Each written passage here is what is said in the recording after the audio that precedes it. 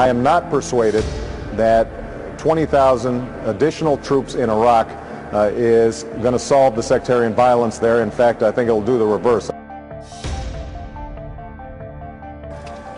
And I said at the time, when I opposed the surge, that given how wonderfully our troops perform, if we place 30,000 more troops in there, then we would see an improvement in the security situation and we would see a reduction in the violence.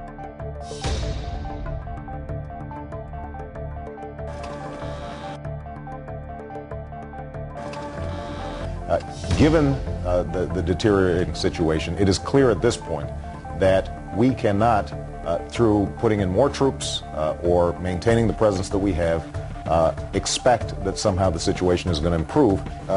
My assessment is that the surge has not worked and we will not see a different report 8 weeks from now. Finally, in 2006, 2007, we started to see that even after an election, George Bush continued to want to pursue a course that didn't withdraw troops from Iraq, but actually doubled down and initiated a surge. And at that stage, I said very clearly, not only have we not seen improvements, but we're actually worsening potentially a situation there. I think it is indisputable that we've seen violence reduced in Iraq. I also think that the surge has reduced violence and provided breathing room. The extraordinary work that our troops have done. They have performed brilliantly throughout the process, and obviously I'm very pleased to see the reductions in violence that have occurred over the last several months.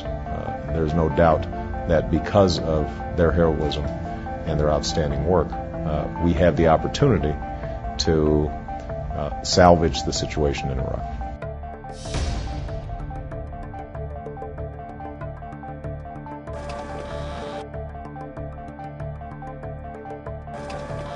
Let me be clear.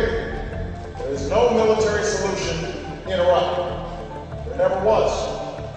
The best way to protect our security and to pressure Iraq's leaders to resolve their civil war is to immediately begin to remove our combat troops. Not in 6 months or 1 year. That's not. In order to end this war responsibly, I will immediately begin to remove our troops from Iraq. We can responsibly remove 1 to 2 combat brigades each month. If we start with the number of brigades we have in Iraq today, we can remove all of them in 16 months. When I promise that we are going to bring this war in Iraq to a close in 2009, I want the American people to understand that I opposed this war in 2002, 2003, 4, 5, 6, and 7, so you can have confidence that I will be serious about ending this war. You've said you thought troops should be withdrawn.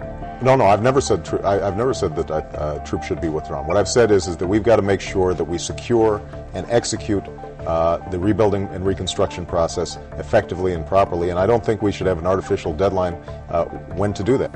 A hard and fast, arbitrary deadline for withdrawal offers our commanders in the field and our diplomats in the region insufficient flexibility to implement that strategy.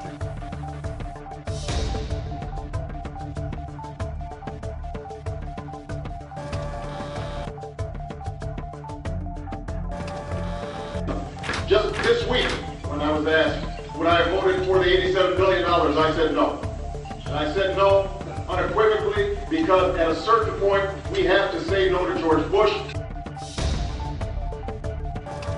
What's important is what I don't want is a situation in which we have 80 or 90,000 young American men and women who are over there in a situation where they do not have the resources sufficient to ensure their own protection. And what we have to do is make sure that we have enough troop strength.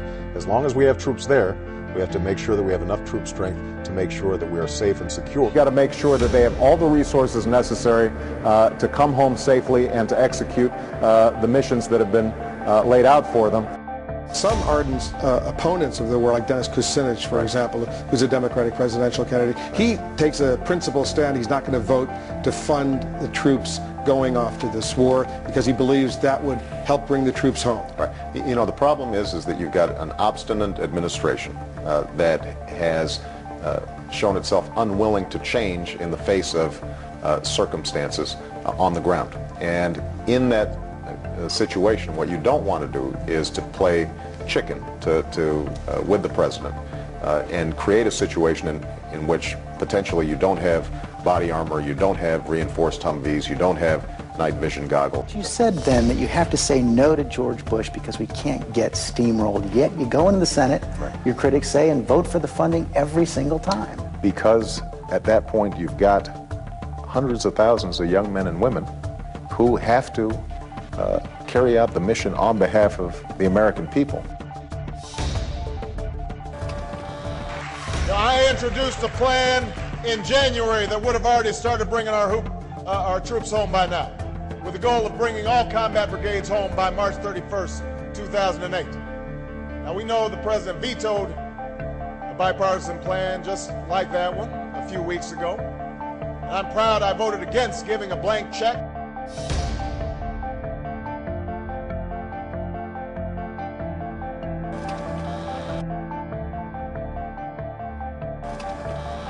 After this redeployment, we will leave enough troops in Iraq to guard our embassy and our diplomats, and a counterterrorism force to strike al-Qaeda.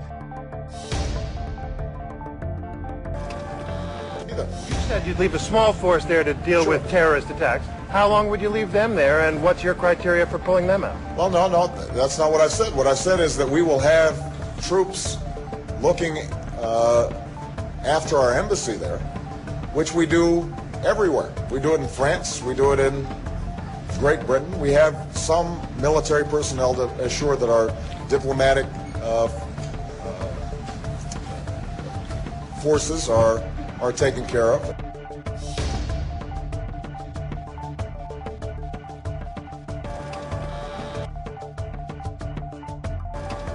Well, you know, I never say there's nothing or never or no way in which I change my mind.